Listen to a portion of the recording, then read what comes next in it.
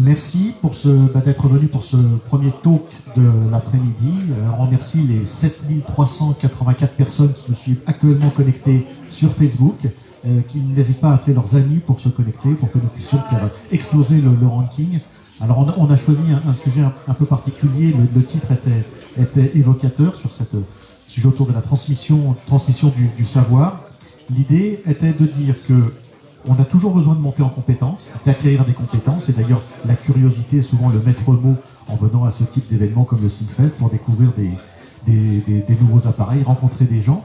Mais aussi, ça correspond à un dispositif très précis qui est la formation professionnelle continue auquel nous avons tous droit tout au long de notre carrière. Alors, je vais vous faire très rapidement le côté institutionnel. Vous avez plusieurs dispositifs, et notamment un dispositif qui est très intéressant, qui s'appelle le compte personnel de formation. Si vous ne vous êtes pas enquis de cette chose, il y a une application sur votre téléphone pour voir les droits qui vous sont crédités sur ce compte personnel de formation. Il y a également une arnaque très connue de coups de fil que vous avez dû recevoir, vous disant que votre compte allait être périmé et qu'il fallait consommer la formation très vite. Non, il n'y a pas de problème.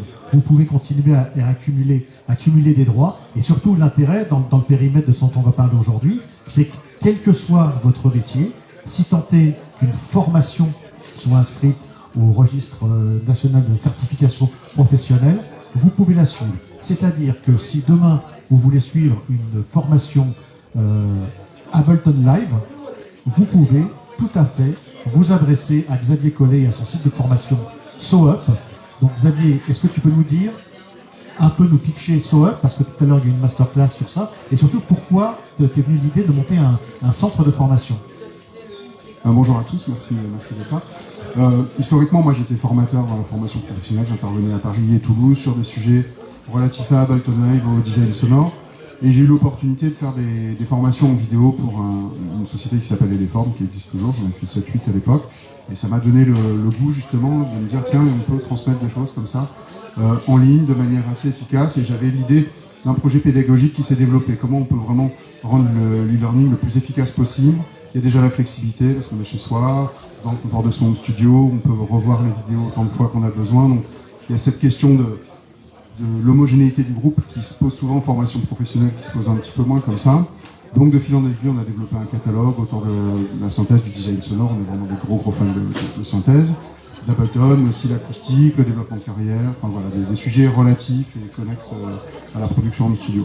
Donc on existe depuis 2016 et on est devenu organisme de formation professionnelle, donc la certification Calliope, depuis 2 ans, et c'est ça qui permet donc de mobiliser son CPF ou son AFDAS pour les intermittents ou d'autres optos pour voilà, exercer son droit à la formation, même si on a une activité de scène ou de composition qui est très remplie, on propose des parcours qui sont assez flexibles. Pour le coup, le Covid a aussi servi à démultiplier l'accès, ou en tout cas l'idée de pouvoir accéder à des formations distancielles. Oui, tout à fait. Les gens ils se sont rendus compte que dans tout ce temps libre, comment on pouvait un petit peu le faire fructifier. Vu les contraintes qui étaient les nôtres à l'époque, c'était justement de se former en ligne. Et c'est vrai qu'à une époque où pour plein de gens c'était une catastrophe le Covid, et en fait économiquement pour SoUp c'est un moment où on a été hyper surpris. En plus on a, pour justement un peu encourager les gens, on avait mis notre formation sur Ableton Live, on l'avait mise en accès gratuit pour dire voilà, vous êtes à la maison de toute façon, vous êtes bloqués. Et là on a eu un afflux, on a eu en 2 semaines on a eu 2000 nouvelles inscriptions sur le site, c'est-à-dire qu'il y a plein de gens qui se sont dit ah bah ouais super, merci pour la proposition, et voilà. Donc oui effectivement ça a joué un rôle. Et il y a eu un placement, mais quand même il y a une dynamique, il y a plein de gens qui ont pris conscience qu'ils pouvaient acquérir des compétences professionnelles depuis chez eux, pourvu qu'il y ait les bonnes ressources pédagogiques. Donc là, vraiment, on est sur un dispositif avec une intention pédagogique, une structuration, on va en reparler. On a une autre initiative qui est un peu plus originale, enfin en dehors des sentiers battus. Donc Philippe Bredu, qu'on ne présente plus, mais que je vais quand même présenter. Donc Philippe Bredu, ambassadeur de la marque Arturia, et il a été à l'origine d'une initiative pour Arturia, la création d'Arturia University. Alors, est-ce que tu peux nous pitcher Arturia University, et pourquoi, comment, et merci. Tout à fait. Donc, tout a commencé il y a quelques années lorsque j'ai voulu démarrer. J'ai un passif avec Imagic, autrefois j'ai travaillé pour la société Imagic, et le problème qui était pour la partie éducation, c'est que toutes les marques, bien sûr, de logiciels et autres, font des remises pour les établissements scolaires, voire pour les professeurs, pas pour les étudiants. Or, les étudiants, en général, ils n'ont pas trop d'argent pour investir dans les produits. Pardon, je rapproche un petit peu le micro. Ils sont bruyants derrière. D'accord. Ouais. Donc, voilà, fort de ce concept, j'ai fait la demande à Arturia, puisqu'Arturia est une marque française. Donc, j'avais vraiment envie de marquer ça pour le territoire français. Et on a commencé par faire des offres éducation, comme toute marque, avec des remises conséquentes pour les établissements scolaires qui vont former sur les produits. L'année suivante, vu le succès, j'ai aussitôt enchaîné à faire une demande pour les élèves, pour que les élèves eux-mêmes, qui eux n'ont pas, ou étudiants, qui n'ont pas forcément, qui ne roulent pas sur l'or, puissent bénéficier aussi des mêmes offres, avec des mêmes remises, etc. Puis est arrivé le moment où on a toujours ce souci, alors qu'on part vraiment d'une bonne volonté. Enfin, quand j'interviens, tu me connais assez bien, c'est vraiment par passion et par besoin de passer le savoir. On a quand même une connotation, puisque je travaille pour Arturia, commerciale. Et ça passe très mal dans l'éducation. Donc à partir de là, on est parti sur un projet où on a créé l'Arturia University, où l'idée est effectivement d'entrer dans ces établissements, de faire des formations, d'offrir des tarifs préférentiels aux élèves, et plus que tout, puisque quand on forme les élèves à un produit et qu'ils en prennent goût, le problème c'est la formation se termine, je retire le jouet, et ils n'ont plus rien pour s'amuser chez eux. Et ça, c'est un peu problématique.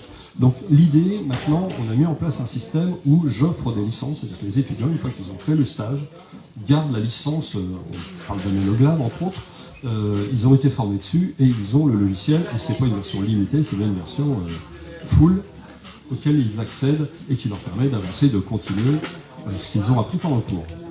Alors, Xavier, moi j'ai parlé du dispositif CPF, toi tu as évoqué l'AFDAS au travers des opérateurs de compétences. Les possibilités offertes pour tout à chacun en termes de formation professionnelle, plutôt de financement de formation professionnelle, sont assez vastes, puisqu'effectivement, ce droit CPF, vous avez, de par votre activité, des droits à la formation. Alors, dans notre secteur de la musique, notre opérateur, c'est l'AFDAS. Que vous soyez auteur-compositeur, artiste-auteur comme moi, ou musicien, donc intermittent du spectacle, relevant des annexes 8 et 10 de l'assurance chômage. Et en plus, c'est fromage ou dessert.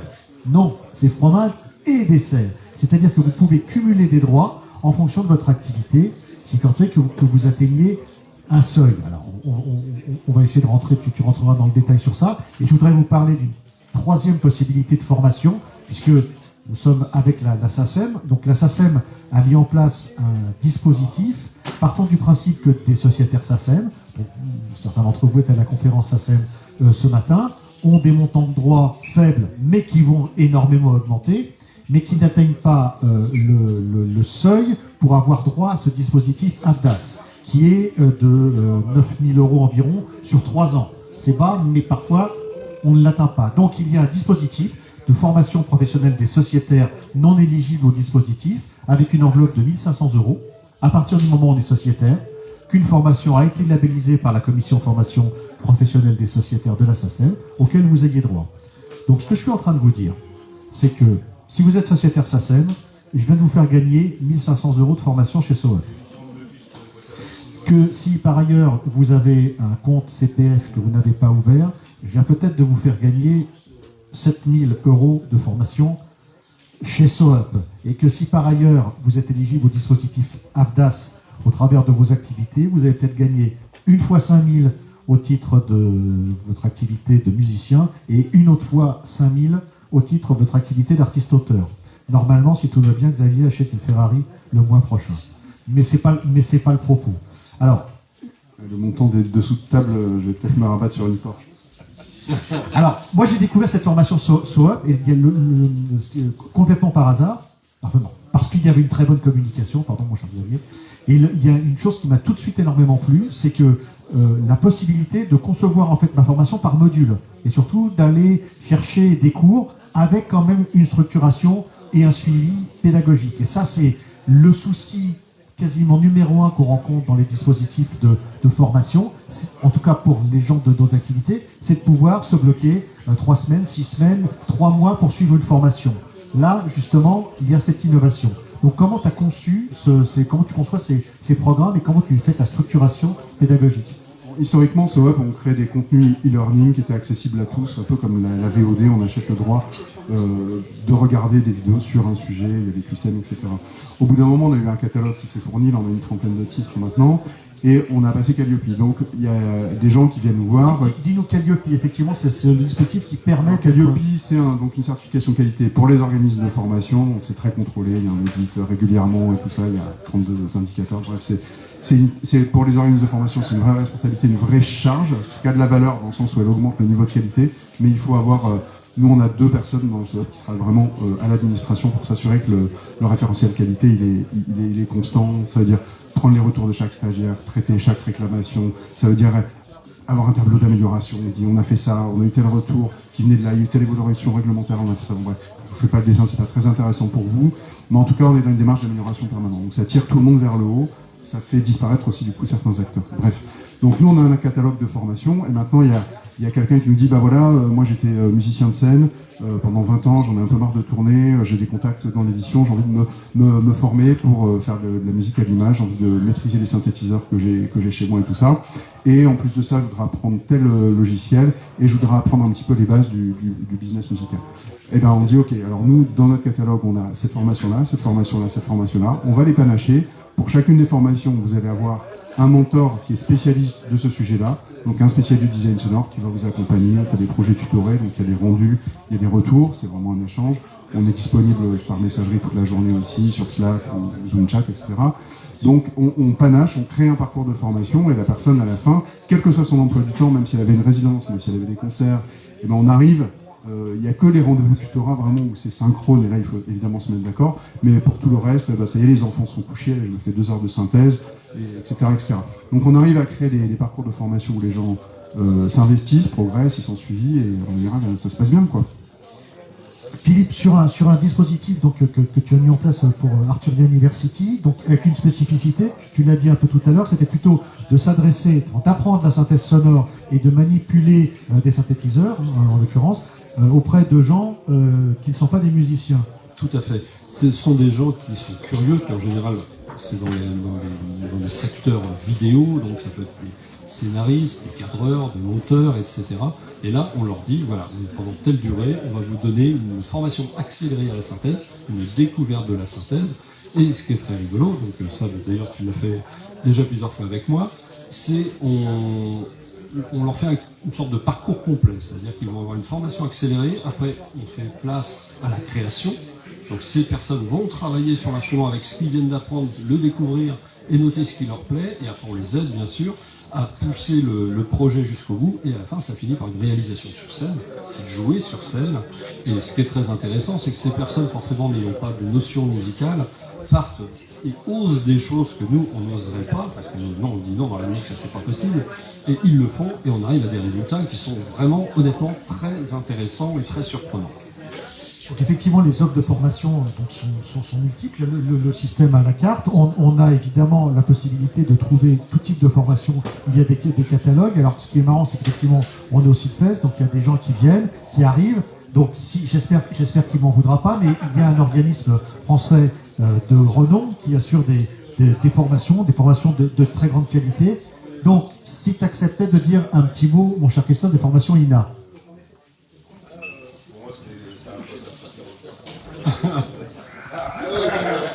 Rapidement, hein. Je profite que tu sois là. Ça sent le piège quand même. Hein. C'était pas du tout venu pour ça, c'est pas prévu. C'est pour ça que c'est bien. Je suis responsable pédagogique à l'INA de filière de formation professionnelle. Donc pardon, l'Institut National de l'Audiovisuel. Ah oui, pardon. Les acronymes. L'Institut National de l'Audiovisuel. Et effectivement, on met des systèmes de formation en place. Alors comme il y a comme SOAP des systèmes en digital learning, blended learning aussi, on fait pas mal. La particularité de l'INA, c'est qu'on a énormément d'équipements. En fait, on fait travailler tout le monde dans les conditions du réel.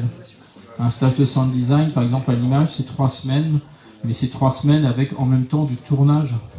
Avant de faire le sound design, on passe par le tournage, on passe par toutes les étapes. Et on fait ça systématiquement pour l'ensemble des formations. Je vous tourne le dos, excusez-moi, c'est pas très poli.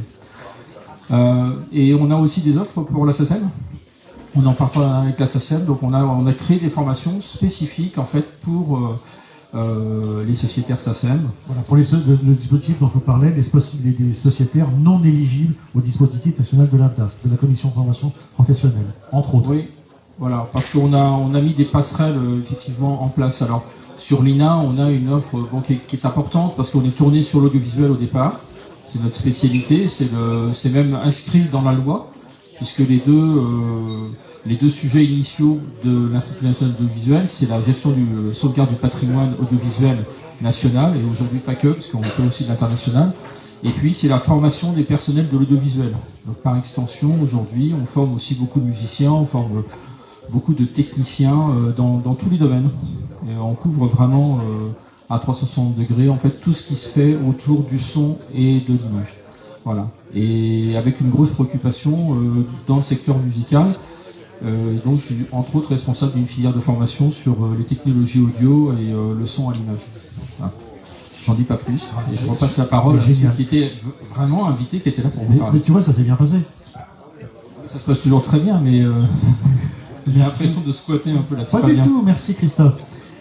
Alors dans les formations SOAP, il y a une chose que tu fais aussi, c'est de confier sur certains programmes l'intégralité du programme à un formateur qui également fait son retour d'expérience, donc un artiste qui non seulement évidemment assurera le contenu pédagogique et apprendre les choses qu'il va apprendre, mais en plus contextualisera la formation par rapport à sa propre utilisation. Par exemple, moi j'ai suivi avec beaucoup d'intérêt la formation de Mode Guest sur la Digitact. J'adore la Digitact, j'ai toujours trouvé ça super. J'en ai une depuis longtemps, je la regardais en disant qu'est-ce qu'elle est belle quand elle est allumée et qu'est-ce qu'elle est belle quand elle est éteinte. Et Mode Guest m'a sauvé la vie. Ouais, effectivement, donc, moi-même, historiquement, je suis musicien avant d'être technicien et avant d'être formateur. Et l'ADN de SOAP, c'est la musique. Et donc, on a vraiment envie de développer des partenariats avec des musiciens. Moi, De Laurentiis, qui joue ce soir, il y a 3 ans même, elle n'avait pas encore la notoriété qu'elle a aujourd'hui. On a fait un contenu de formation pour SOAP. C'est sans doute grâce à ça. C'est probablement, ouais, je pense qu'elle va me remercier. Si tu nous écoutes. Et aussi, on a un artiste qui est un peu moins connu, mais qui est tellement talentueux, qui s'appelle Tom Terrien. Si vous avez l'occasion d'écouter, je vous recommande. C'est un claviériste. C'est un magicien, il fait une musique extraordinaire. Et il a fait une formation technique avancée pour le studio La Scène avec Ableton Live. Et il montre toutes ces dingueries. Voilà. Donc il y a cette envie aussi d'aller chercher de plus en plus de profils d'artistes et qui montrent un peu comment ils mettent au point leur set, parce qu'il y a beaucoup de questions. En fait, beaucoup de gens aimeraient faire ça. Ils se disent mais comment tu synchronises tes machines, comment tu gères la structure de ton morceau, quel rapport à l'improvisation tu conserves dans ton set. Enfin, la musique électronique en live, elle pose énormément de questions entre la structure, la liberté, la sécurité, la prise de risque, et c'est hyper intéressant, c'est des sujets super intéressants. Alors du coup, toi Philippe, tu te retrouves souvent dans une double problématique, c'est que d'abord quand il y a une nouveauté sur une des marques que tu représentes, alors que ce soit Arturia ou Korg, généralement la première chose que tu as à faire, c'est toi-même apprendre comment ça fonctionne. Tout à fait. Alors qui t'apprend à toi, qui te forme comme formateur? Moi-même. Puisqu'en général, et ça de plus en plus, comme on est sur des planètes toujours de plus en plus chargées et serrées, on nous envoie des bêta-tests avec très peu d'informations et on est en train de fouiller nous-mêmes et s'adapter, etc. Donc oui, voilà. Et pour l'anecdote, est-ce qu'il t'arrive de trouver des fonctionnalités à une machine qui n'avaient pas été prévues par le développeur? Absolument. Donc d'ailleurs, on va le faire ce soir sur scène avec l'Astrolab, puisque... Excusez-nous, c'est préparé. En fait, il y a une entrée pour le vocodeur dedans, et en réfléchissant un peu, on s'est dit, ok, il y a un vocodeur, donc c'est un plugin avec une entrée audio-in. Si je prends un autre instrument qu'un audio-in, je devrais pouvoir faire quelque chose. Et là, on a essayé avec une guitare en prenant le MS-20 ou la RP2600, donc virtuelle dans l'Astrolab, et on s'est rendu compte que ça marche pas de merveille et qu'on a une super guitare synthé ou une super basse synthé qui fonctionne avec moins de latence qu'une vraie guitare ou basse synthé. Donc je crois que Fred qui va faire la démo avec moi ce soir, faut que je check avec lui, mais il y a des chances qu'on fasse un petit truc sur la scène avec ça. Alors justement, effectivement, toi, tu t'as pointé cette question-là par rapport à des artistes qui auraient besoin de se former, qui n'ont parfois pas beaucoup de temps. Donc il y a beaucoup, on a fait depuis toujours de l'échange les uns les autres, on s'échange les bons plans. Qu'est-ce que tu dirais, enfin comment tu arriverais à convaincre quelqu'un qui t'objecterait, tu dois l'avoir souvent, ah oui mais j'ai pas le temps. J'ai pas le temps d'apprendre ça, ou je me débrouille très bien comme ça, ou voire je sais déjà. Quelle stratégie, alors, déjà une stratégie commerciale pour avoir des clients, pour les convaincre de venir chez toi, mais au-delà de ça, sur la pédagogie, quels seraient les moteurs de ça pour assurer ce déclic en disant mais oui, mais bien sûr, il faut ou que j'ouvre le mode d'emploi, ou que je gagne du temps, mais quelqu'un qui l'a fait m'aide à faire ça. Bon, je pense que déjà, on ne fait pas boire un âne qui n'a pas soif. Mais Je ne sais pas celle-là. non, je pense que s'il y a de l'envie, on trouve des solutions. Nous, on est super flexible. Si l'emploi du temps était un problème, ok, les vidéos elles sont là, il y a un accès à vie. Quand on a suivi une formation pour SOAP, tant que SOAP existe, en tout cas, tout le contenu reste accessible à vie et à volonté. On s'organise comme on veut. C'est juste qu'il faut caler les sessions de mentorat. Et si au pire il y avait une incertitude, un problème, on peut la décaler. Donc déjà la question de l'emploi du temps n'est plus un problème. La question du temps, on peut étaler dans le temps les formations comme on veut. C'est-à-dire, ok, là j'ai très envie de me former, j'ai besoin de me former là-dessus parce que j'ai un live en août, mais par contre j'ai quand même des dates et une résidence d'ici là. Est-ce qu'on peut étaler le parcours de 70 heures sur 2 mois au lieu d'un mois? Oui, on peut. Et du coup, les sessions de mentorat, ça va être un petit peu plus étalé. Enfin, on s'adapte vraiment, quoi. C'est vraiment la force de SOAP, c'est on a un catalogue de formation, on a une temporalité avec laquelle on peut jouer. Et après, les gens qui disent, qui savent, eh ben, on leur dit bravo. Et une dernière question, là, vraiment purement organisationnelle, donc parfois ça peut être un peu rebutant de dire il faut que je monte mon dossier, il y a quand même des démarches à faire. Heureusement, les choses sont parfaitement encadrées parce que sinon ce serait un petit peu la foire sur la formation professionnelle. Est-ce que vous apportez justement une assistance au montage de dossier, l'accompagnement qui est parfois un frein d'entrée en disant bon ben c'est habituel. Ouais, il y a deux freins. Déjà, il y a l'accès à l'information, déjà, parce qu'effectivement, pour une même personne, il peut y avoir 3 sources de financement différentes. C'est pas rare. Typiquement, un intermittent, il a l'AFDAS, mais il a aussi le CPF. Mais il peut aussi, enfin, on peut cumuler, c'est assez compliqué. Donc déjà, il y a la mission d'information. Donc nous, on voit par rapport à la situation de la personne, voilà ce dont elle peut. Et comme je disais, c'est fromage de dessert. On a un intermittent qui va utiliser son CPF pour se former sur Ableton Live et qui va approfondir le sound design en mobilisant son AFDAS dans la même année. Et oui, c'est sûr que c'est une chance incroyable. Parce qu'effectivement, les droits se rechargent chaque année et s'ouvrent à nouveau. Donc on peut tout à fait, dans un programme d'une année, établir une stratégie pédagogique en disant je vais réserver un peu de temps à des formations où là il faudra que je les fasse en continu et le reste continuer au fil de l'eau à me former. Juste pour finir de répondre à ta question très rapidement, donc il y a la mission d'information et après on assiste les dossiers. Et effectivement, en général, les OPCO, les opérateurs de compétences, ils vont demander un devis, ils vont demander un programme et nous on assiste. Évidemment, c'est notre rôle aussi d'accompagner les gens et de leur faciliter l'accès à la formation. D'où l'intérêt de s'adresser à des centres de formation qui ont fait la démarche de certification Calliope et dont les programmes sont référencés et disponibles. Très bien. Une dernière petite question, oui. Toi, mon cher Philippe. Par là, je vais plus m'adresser à l'ambassadeur, au chef de produit, au responsable, au marketeur, au slasher, hein, parce que je crois que tu es un slasher. Il y a très intéressant sur le propos d'ailleurs. Là, je te remercie, il ne faut jamais hésiter à faire un peu de promotion. Justement, quelle est la relation, quelle relation pour établir les marques avec les organismes de formation? Parce que c'est vrai que là, on est sur la sortie de l'Astrolabe, c'est vrai que ça serait pas mal qu'au moment où sort l'Astrolabe, sorte en même temps la formation Astrolabe, au-delà de toi, la tournée que tu peux faire de commercial, pour pas te retrouver dans le problème que tu évoquais tout à l'heure, de dire ouais, enfin, ils sont gentils, Arturia, ils nous offrent des formations pour qu'on achète des produits Arturia. Alors, tu as raison, on est dans une problématique, je ne parle pas d'Arturia, je parle dans la globalité, hein, aujourd'hui, une course contre la montre permanente qui fait que les instruments reçoivent des versions bêta ou des prototypes à quelques jours du lancement du produit, donc il n'y a absolument rien qui peut être mis en place, c'est trop serré au niveau du timing pour préparer des choses. J'avais pu faire un certain nombre de... Alors je parle de moi parce que je l'avais eu, mais il y a bien sûr d'autres gens. Mais je pense à... C'est une des spécificités qu'on a tous, on a bien parlé de nous. Mais je pense à l'Audiofuse 16 Rig, où là pour une fois j'avais eu 2 mois, j'avais eu le produit 2 mois à l'avance. En 2 mois on a le temps de préparer des vidéos, de faire tout un tas de choses. Et effectivement, pourquoi pas des formations avec des centres de formation. Donc il y a des personnes chez Arturia qui sont dédiées aussi pour gérer... D'ailleurs je crois que tu es déjà en contact avec certains centres, avec certaines personnes d'Arturia, pardon. Mais là, par exemple, pour le cas de l'Astrolabe, enfin avec Fred Renaudin, il est avec moi, je ne sais pas s'il est par là, mais on était encore sur une bêta le matin de faire le live le soir pour le lancement. Donc on a flashé la machine dans l'après-midi, c'était vraiment la dernière minute. Donc on est vraiment sur un timing trop serré, donc c'est juste pas possible d'envoyer ces machines pour des formations et autres qui auraient dû arriver. Il vous faut quand même un certain temps pour préparer, on est bien d'accord. Donc voilà, c'est un peu trop serré. Et alors dans la nouveauté, qu'est-ce qu'il y a dans les tuyaux de SOAP dans les semaines qui viennent, les mois qui viennent? Bon, là on vient de sortir 6 guides pratiques sur Simoog déjà, Grandmother, Mother 32, DIFAM, etc. Ça occupe. Pardon ? Ça occupe. Non, on a une autre grosse formation mixage qu'on nous demande depuis 3 ans. On nous a demandé beaucoup de réflexion parce qu'on s'est dit qu'est-ce qu'on veut transmettre dans une formation mixage en home studio, avec quels outils, comment, pourquoi. Et voilà. Juste pour pitcher un peu le truc, on va vraiment être dans le développer la vision artistique, moins que la maîtrise ultime des outils ou les astuces de Andrew Shops ou je sais pas qui.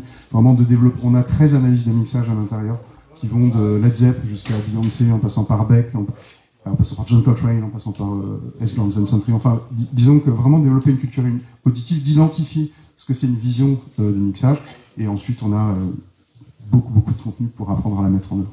Et est-ce que ce serait imaginable dans un avenir, dans l'avenir de la formation professionnelle, parce qu'on sait aussi que c'est des sujets éminemment politiques, on va avoir probablement un reste à charge sur la formation professionnelle comme il y a sur les médicaments. Est-ce qu'on pourrait imaginer qu'une communauté de musiciens identifie une problématique de formation et disent dimensionnez-nous un programme de formation pour répondre à ça? Un peu à ce qui serait sur des entreprises in situ qui prendraient des consultants. En fait, on est précisément dans cette démarche-là ensemble, avec des professeurs de musique. On fait toute une enquête au niveau du département de Pau. On identifie tous les besoins et on construit une formation, les outils numériques au service de la pédagogie musicale. Et donc là, on part vraiment des besoins. Donc ça va être MuseScore, ça va être un métronome programmable pour travailler des traits, ça va être un manager de spectre pour un prof de violon qui va travailler le timbre. Essayer de donner des outils faciles à utiliser qui permettent d'objectiver des trucs qui sont super intéressants pour faire progresser les élèves. Donc on est en train de mettre au point un truc comme ça, assez global pour les profs de musique. On essaie de partir de besoins.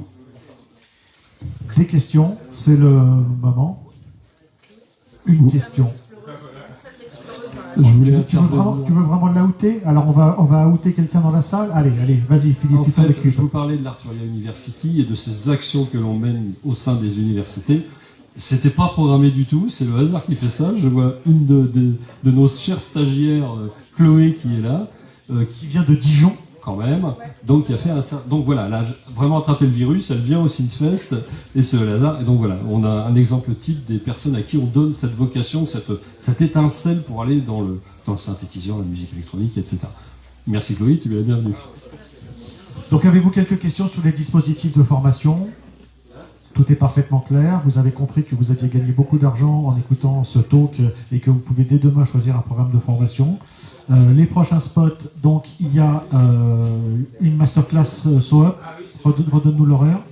C'est à 16h à côté dans la classroom. C'est du patch collaboratif avec Tana Barbier, donc un peu notre expert design sonore et synthé modulaire. Alors effectivement, j'ai fait une partie de la formation de Tana sur le modulaire. Moi, le modulaire, que je connais très peu, mais c'est vraiment pas mal. Ça m'a vraiment beaucoup plu.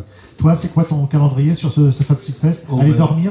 Non, j'enchaîne aussitôt avec le PS3300 Korg. Je travaille aussi pour Korg juste à côté. Et après, à 16h, je refais un cours sur l'Astrolabe, sur le stand Arturia, et à 17h30, je suis sur scène avec Fred Renaudin pour l'Astrolabe une nouvelle fois. Voilà. Et ce soir, le concert Odalie de Laurentis, ne ratez pas. Mais avant ça, vous aurez la possibilité d'assister à 2 autres talks dans l'après-midi.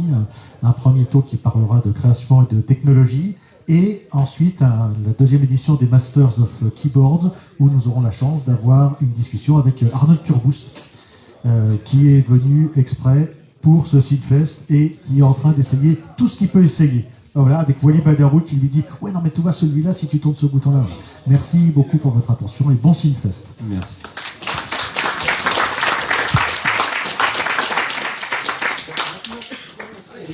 Et merci.